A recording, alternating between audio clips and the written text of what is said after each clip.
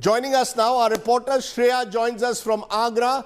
That's also going to the polls today. Abhishek Mishra is in Mathura and Ashutosh is joining us also at the moment from Gautam Budh Nagar or Noida as we call it. Let's go to each of you. Shreya, you're there in Agra.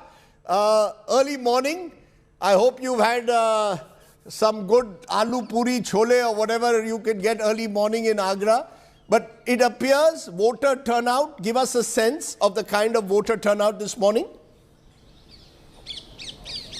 Well, yes, as you can see the visuals behind me, this is quite an enthusiastic voter turnout here in Agra. This is a chilly morning and the scenes across the polling booths in Agra is quite the same. People have queued in huge numbers to come and cast their vote in the city of Agra, where the BSP is trying to get their bastion back from the BJP, where the BJP in 2017 had won all the 9 seats. So it's an interesting battle that's up in Agra, but people over here, as you very clearly see, are up and enthusiastic to cast their vote, even though it's an extremely chilly morning.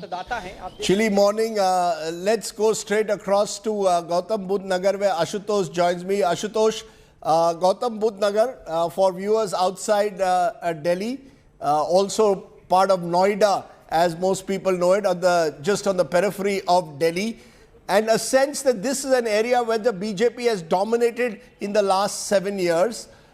Give us a sense of why these urban seats matter so much in this election. Traditionally, the urban seats, Rajdeep, have been the voters for the BJP, and this time perhaps why the SP-RLD alliance facing a tough battle, tough challenge to actually penetrate this urban voter. Now, contrary to the opinion, if I could say that since the polling was scheduled to start at 7 a.m., 6 a.m. onwards, there was huge turnout of the voters. So not in just Noida, Noida Extension, Greater Noida, and all this part of the urban constituency, there was huge turnout. And looking at the enthusiasm among the voters, this would clearly give nervous to the politicians, and particularly to stakeholders, since we are now heading towards the bipolar contest in the state of Uttar Pradesh, India's largest state. And clearly, when BJP has a challenge to save the bastion, the SP-RLD is putting their best effort to penetrate this constituency. And subsequently, since the voter turnout is quite huge, relatively 2017, this time the voter percentage in the urban constituency could be used. Now, we know that Western UP, this Noida also being part of that, when often we talk about being political laboratory, several political experiments being done, we talk about polarization.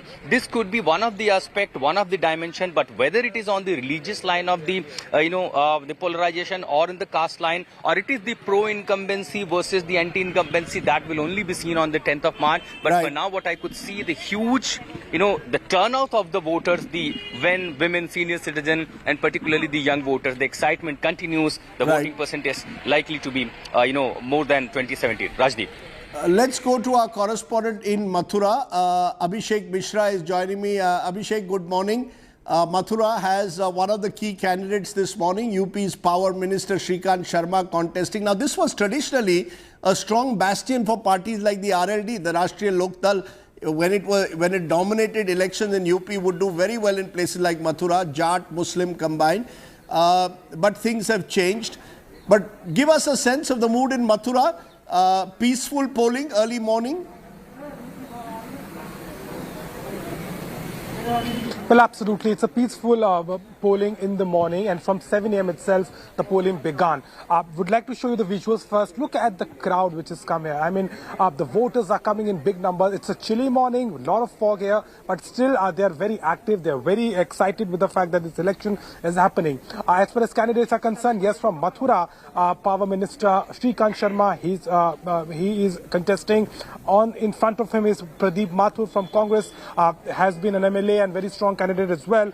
But we are here right now at the Govardhan seat, and this Govardhan seat is also very important because the BJP has eventually changed its candidate from this particular seat with the kind of reports they have got, and out of those 18 MLAs in the first phase, out of 58 seats, the BJP has changed the candidate. So the strategy is, of course, to look into the fact that how the situation is going to be on the ground.